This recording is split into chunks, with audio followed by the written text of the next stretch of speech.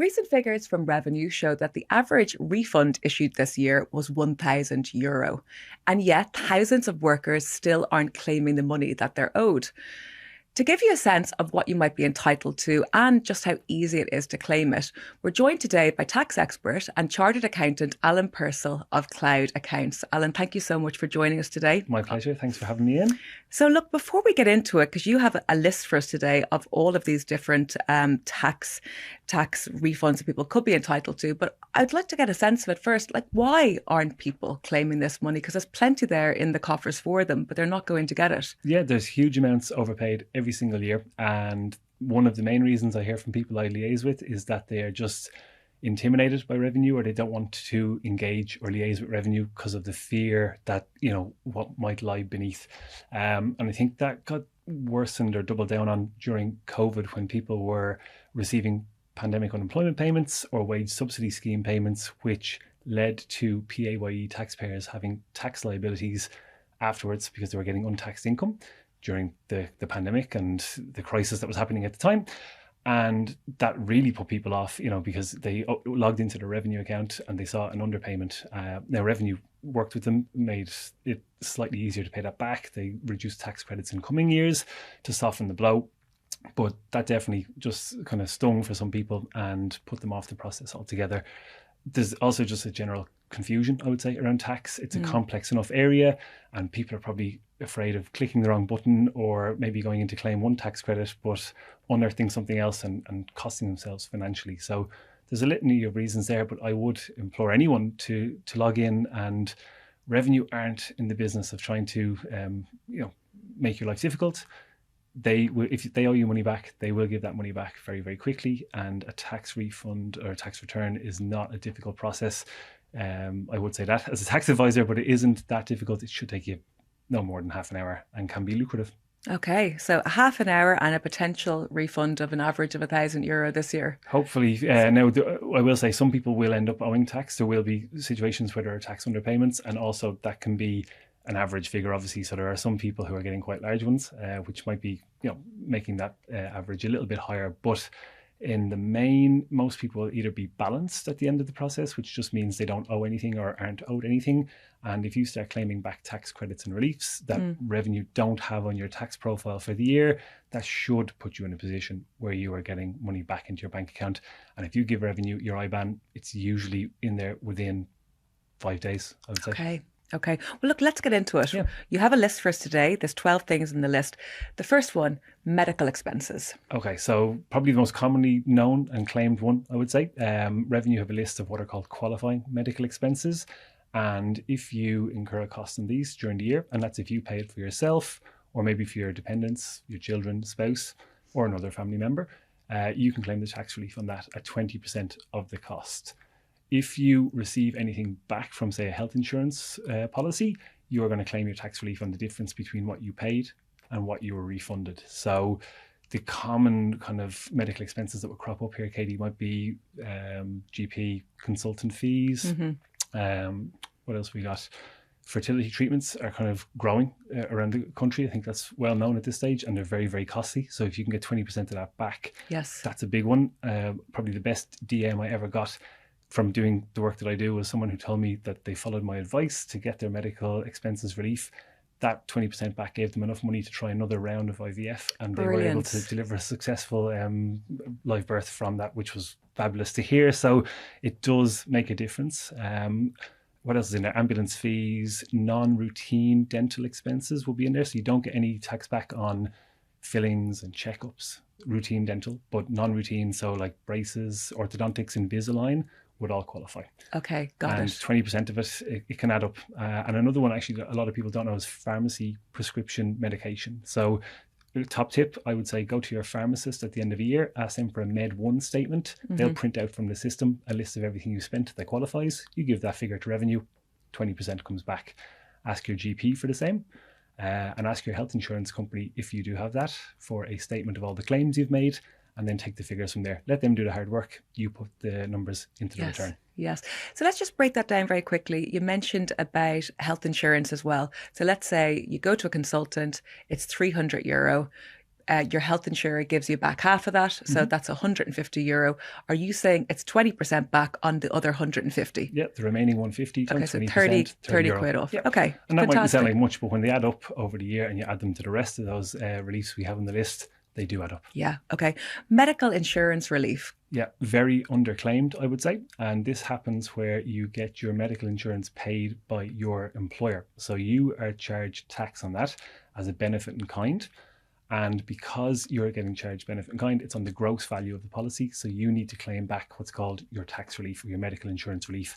And that's worth up to €200 for an adult policy and up to €100 for a child's policy. So if you have a situation where the employer is maybe paying for you, your spouse, and 2 dependent children, that will be €600 or up to €600 of medical insurance relief you can claim. And I've seen plenty of people who've never claimed it before.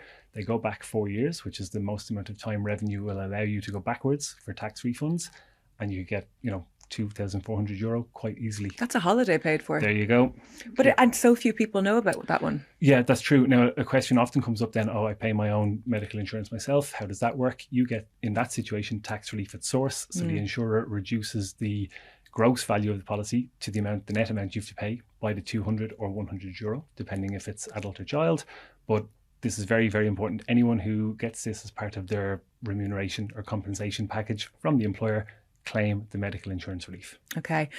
Rent tax credit. I think this is probably one of the better known ones. It's very important for anyone who finds themselves renting. It's not going to cover, obviously, anywhere near the amount of rent that these people are having to pay, unfortunately. But it's lucrative to claim. It's worth €1,000 for 2024 and 2025. It was €500 when it was brought in 2022 and in 2023. And it's been extended out for a few more years in the latest budget. It's going to be very hard for government to get rid of. So if you have a couple who are renting, they can claim the €1,000 each for 2025. So, €2,000 back, it might cover a month of rent in Dublin, maybe more, maybe less. It's hard to know, but claim it. This one is interesting. You're required to have a RTB registered tenancy to claim the rent tax credit or be in a rent-a-room scheme. And my guess with it is that it's a bit of a fishing exercise to find some landlords that maybe haven't been on the radar previously. And it's doing a pretty good job of doing that. There's a lot of landlords who are suddenly registering their properties with the RTB that maybe haven't before. I have a number of clients who've told me they can't claim the rent tax credit because they don't have that RTB number. And I also have clients telling me that they don't want to claim it because they've got a good deal going on with their rental affairs and they don't want to upset the apple cart. So some people might not be claiming it. Lots of people are. And again, you can go back 4 years. If you've never claimed it, there's possibly €3,000 sitting there to be claimed across the last 4 years. Yeah. Number 4 is remote working relief, a relatively new one. New one, yep. Brought in kind of around COVID times for obvious reasons, I guess. And how this one works is you can claim a tax relief on a proportion of your light, your heat and your broadband bills. So the cost of these bills is only going up at the moment, which means the cost of the relief or the amount of relief should increase with it a bit. What you need to do, very simply, go into your revenue, my account, into the tax return and enter in the amount that you spent on your light, your heat and your broadband and the number of days that you worked remotely in the tax year, and revenue will do the rest of the calculations for you. Now, they give you 30% of the expenditure and then they whittle it down, divide it by 365 days, multiply it by the number of days that you did work remotely, and then you get your tax relief at either 20% or 40%, depending on if you're a higher rate or a standard rate taxpayer. So it does kind of dwindle down quite a bit, but most people are going to get 50, €100 out of this. Yeah. Again, all you need to do is go to your bank statement and pull out the figures, go to your utility provider and pull out the bills. It might take you 15, 20 minutes and there's money coming back your way. And again, go back 4 years. The key here is always go back to 4 years if you've not filed these tax returns before. Okay, not going to get you a holiday, but every little bit helps. But they add up, and a few GP bills, a bit of remote working, a medical insurance relief, and a rent tax credit, and suddenly the pot starts to really, really grow in terms of what you get back from revenue. Yeah. The next one, number 5, flat rate expenses, I think confounds most workers. Yeah, it's not for everybody because your career or your job type has to be on a list that's been prepared by revenue, and the list I don't know, I can't make rhyme or reason of it as to what qualifies and what doesn't, but teachers are on there, nurses, doctors, airline pilots, people in the National Symphony Orchestra are on there as well, and that's the biggest number. So probably only a handful of people in the country claim that one. But if you are on the list, there's like skilled tradespeople on there as well. There's a whole list. It would take us forever to go through the full list. If your job is listed on that, it's a relief that's designed to put a bit of money back in your pocket because you have to pay out for tools or materials for your work, basically. So again, it's not going to make you retire early, unfortunately, but if you're not claiming your flat rate expense, make sure to go in and add it to your tax return. Got it. Number 6, mortgage interest credit. This is a new one, and this came up a couple of years ago, probably off the back of rising interest rates. People who are on tracker rate or variable rate mortgages were suddenly seeing quite a large increase in their repayments. So this relief was brought in to allow them to claim a bit of tax relief on the additional payments. If anybody out there is a fixed rate mortgage holder, you're unlikely to qualify for this one, unfortunately. And there's a few criteria involved for this one. Your mortgage balance needs to have been between 80,000 and 500,000 euro at the 31st of December 2022. So that's very specific. And then you need to have paid more mortgage interest in 2023 than you did in 2022 to qualify, or 24 versus 2022, or 2025 versus 2022, or 2026 versus 2022. So it keeps getting extended out. This one doesn't get claimed a whole lot. People might be confused by it or just maybe not even aware of it. But if you are a variable or tracker rate mortgage holder, go and find your mortgage interest statement for 2022 and the subsequent years and see what your outstanding mortgage balance was at the end of 2022. If you can't find those, again, let somebody else do the hard work. Contact the lender or the provider and ask them for the details. And you never know. It's like looking down the back of the couch, I guess, Katie. Yeah. There might be money just sitting there, but you've got to put in a small bit of work to pull it back out. Yeah. What kind of refunds have you seen with that one? That one, it's worth up to €1,250 a year. So I've seen people go as high as that and anything, below it. So again, it could be a lucrative one. Okay, got it. Number 7 is AVCs, additional voluntary contributions towards your pension. Tell me about this. These can be big. This is probably where I see people claiming huge tax relief. So if you are paying into your pension and it's done through your payroll, you get the tax relief at source, or your employer is facilitating the tax relief. You don't pay as much income tax as you should because it's kind of calculated on your payroll and your payslip. But if you decide to make an additional voluntary contribution, an extra payment into your pension, from maybe some savings you might have, revenue will give you back 20% or 40%, depending again if you're a standard rate taxpayer or a higher rate income taxpayer, on the amount that you pay in. So a simple example, if you put €5,000 into your pension as an AVC and you're a higher rate taxpayer, tell revenue about it, give them the certificate from the pension provider, 40% of that 5,000 will come back to you in a tax refund, which is €2,000. So this is like magic. Genuinely, you're going to turn €3,000 into €5,000 in reverse. You're going to pay €5,000 over to your pension. It'll only cost you €3,000 to do it. That money in the pension should then grow over time, free of tax. And then when you retire and you take money out of the pension, there's a tax-free lump sum that you can withdraw from the pension. So you're going to get 3 tax reliefs on this investment: tax relief on the investment, tax relief on the growth, and tax relief on the encashment at the end. Yeah. What's the first step if you want to do that? Do you contact the employer representative or the actual pension provider? Yeah, the pension provider or HR in your employer, and just ask them, like, who do I need to speak to about making an AVC? Some employers will facilitate an AVC through the payroll, which means you're getting the tax relief there and then, as opposed to having to, fork out the money from a lump sum or from your savings. But if you're doing this from your own kind of cash reserves or your bank account balance, it's on you to kind of pay the payment over to the pension provider, obtain a certificate from them confirming the amount that was paid, your name, the date, etc. Give that to revenue in the tax return. When you're filling in a tax return, you don't have to upload that many documents to revenue in it, but that one they always ask for proof of. So make sure to have that one to hand. And a good tip with this is that you have until the 31st of October in the year after a tax year to make an AVC. So anyone who wants to reduce how much tax they paid in 2025 has until the 31st of October 2026 to make that AVC payment if they wish. Excellent. Number 8, third level tuition fees. this can be very helpful to anyone who is paying for college. And we know that last year there was an increase or restoration in the administration fee that was charged for third level. So there's a disregard amount for this, Katie, which means the first €3,000 that's paid towards tuition fees in a year is kind of ignored for tax relief purposes if it's a full-time course. And if it's a part-time course, that's a €1,500 disregard. It just is ignored effectively. If the amount you pay over to the third level institution, and this might happen if you have a couple of kids at college at the same time, or if someone's doing a master's, which is a bit more costly, if you exceed those amounts, you fill in the details to revenue, you tell them the cost of the course, they'll take off the disregard amount, and you'll get your 20% tax relief on the residual balance. So I suppose if someone pays $7,000 to do a master's, 3,000 will come off that if it's a full-time course. That leaves €4,000, 20% back on that, £800 in your pocket. Number 10 is joint assessment for married couples. Yep. If people are jointly assessed, well, firstly, you have to be married to be jointly assessed or in a civil partnership. It doesn't matter. I've had plenty of people ask me this before. It doesn't matter about the length of the relationship. If you are cohabiting, if you have a family, you have to be in a civil partnership or be married firstly.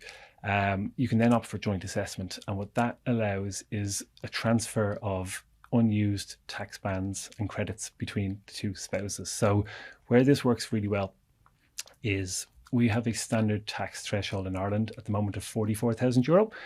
If you have a couple where one person earns more than 44,000 and the other earns less than 44,000, again, if they're married, it would be beneficial for them to be jointly assessed, because the lower earner can give the higher earner some of their tax band, which will reduce the amount of the income tax that person will pay 40% on, basically. Okay.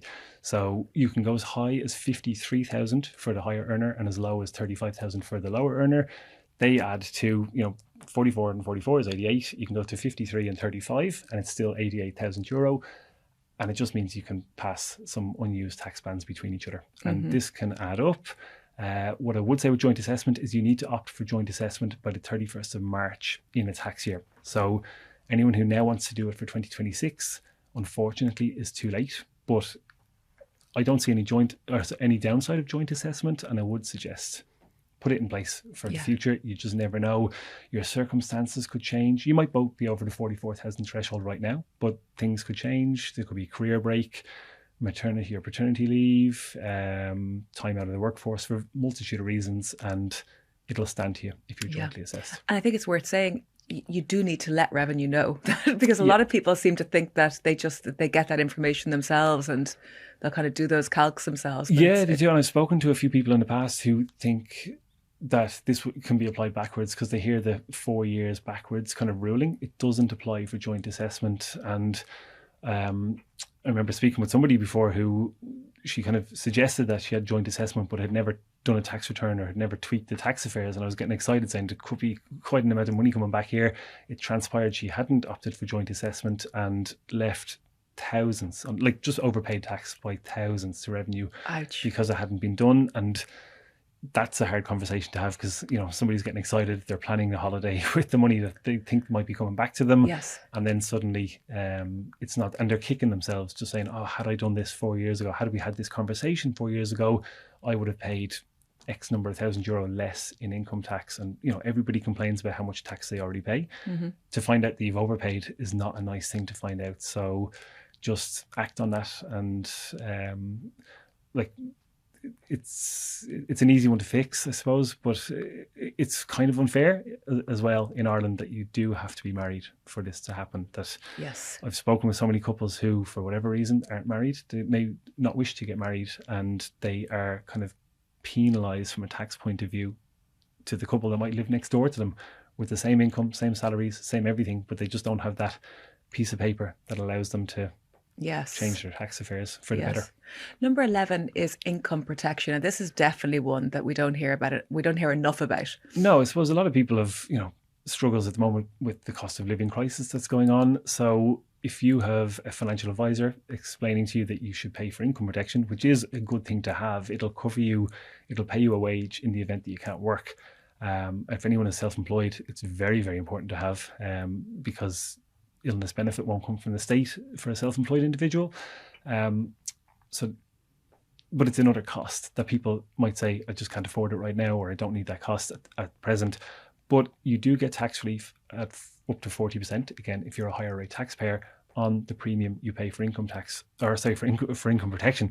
So it might not be as expensive as you think, because it's only going to cost you 60% of the premium. So if somebody tells you that you can, pay €1,000 for income protection for the year, and if you get ill or you can't work for whatever reason, and that will cover you at usually 75% of your salary, that might actually only cost you 600 quid at the end of the day when you claim your tax relief. That sounds good. And the final one is other PAYE expenses which aren't reimbursed by your employer. Can you explain that to me? Yeah, not that it's not commonly claimed, but to give an example, as a chartered accountant, if I was working for an employer and I need to pay my chartered accountant's registration and membership every year to carry out that employment, if the employer doesn't reimburse that to me, most of them would, but if they don't, I could claim tax relief on that cost. So if somebody has to pay for maybe a trade subscription, or maybe a periodical, or something that relates specifically to their work and they really need it to carry out the work that they do, it kind of sits in the same realm as the flat rate expenses. It's to give you something back for what you're paying to carry out your work. So it doesn't get claimed a whole lot. It's probably a grey area as to what does and doesn't qualify, because somebody might be listening to this saying, now I had to go to a conference recently for work, but it might have been of their choosing as opposed to being mandated by the employer. And again, usually if something is mandated by the employer, they're going to pay the cost of it. So there's nothing to claim back here. So I double check into it before anyone gets too excited and thinking of all the things they could claim back. But it's one that's worth exploring for sure. Mm-hmm. So you were talking there about people getting excited and thinking that they're going to book a holiday. When has that actually, borne fruit for you? Like, what have you got any situations where you actually managed to get people back an absolute windfall, but using all of these together? Yeah, absolutely. I've seen situations where people have got thousands back. Thousands, genuinely thousands. I've seen other situations where people, we might have logged into their tax return for the year and possibly they haven't worked for the full year. For whatever reason, they worked till July and then maybe they were made redundant or they left their employment. They didn't pick up another employment before the end of the year.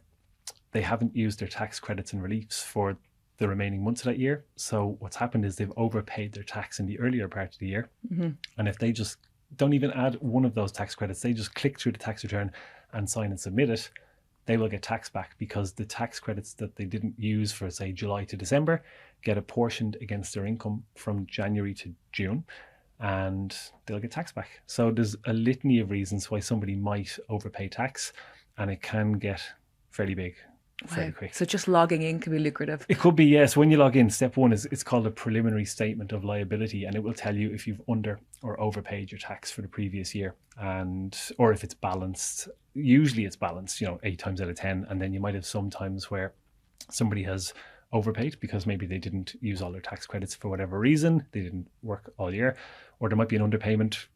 Something could have happened during the course of the year. It does happen. It's not as common that you see an underpayment, but it can happen. That's what happened during COVID or after COVID, pandemic unemployment payments causing people to have those. That's step one. And then you basically will do a 5-step process after that, Katie, of completing 5 screens of information to revenue to fill in your tax return. And like most of them are pre-populated. So the first page is personal details. The most important thing to put on there is your IBAN so that you get your tax refund into your bank account. Otherwise, you're getting a check and nobody wants to be dealing with that. The second screen is your PAYE income. So this is going to mirror your final pay slip for the year. And all the employments that you had in the year will be listed there. There's rarely a reason to have to amend or update that screen. Where you might have somebody looking at an overpayment as well, just going back to the very start, is they might have been emergency tax. They could have taken a second job or a one-off job where they paid emergency tax, 40% income tax, 8% USC. And when it gets added into the mix of all their income for the year, that might have been way too much tax that they paid, and that triggers an overpayment of tax that can come back to them. So that'll be seen on the second screen. Your third screen is non-PAYE income. So if you earned income from bank interest, dividends, a side gig, side hustle maybe some rental income, if it's below €5,000, you would declare it in this screen. Mm-hmm. If you've earned more than £5,000 in non-PAYE income, you actually need to register for income tax and do a whole other tax return, but that's a different day's podcast. It's too much. Section 4 then will be your tax credits and reliefs, and that's where you're going to claim any of these that you're eligible for, and that's where you're getting money back from revenue. And screen 5 is just a declaration saying everything I've put in here is true to the best of my knowledge, and I'm doing the right thing here. And that's it. That's literally it. So 5 screens, 25 minutes, and payment within 5 days in some cases. Yeah, and that payment could run into the thousands. I say could, like it's not going to be that for everybody, obviously, but it could be a few hundred. And worst case, if it's zero, at least you've filed your tax return and you know that there's nothing kind of hanging over you. But there should, if you're claiming any of them and if you've no reason to have underpaid your tax, you should be getting money back. Yes. And if you can do it for 4 years, you can possibly quadruple some of those sums depending on which ones you're eligible for, of course. Amazing. Alan Purcell, that was really informative, and I think you've probably taken a little bit of the panic out of it for people, because as we were saying before you came on, I think a lot of people just have a fear of the harp, don't they? Yeah, I still get it when that brown envelope pops in the letterbox with the harp, and it could be something as innocuous as you've changed your bank account details to get your refund, and they'll write to you to confirm this is your new bank account. You'll still get your heart in your mouth. It happens all the time. Yes. But don't be put off by it. I would say if anybody is struggling, pick up the phone and contact Revenue. They are there to help. They want to help. They want you to get this money back. They have campaigns a few times a year reminding people to claim back their overpaid income tax for PAYE employees. So take them up on that. It's a free service. Use them and see what happens. Alan, thank you so much. Most welcome.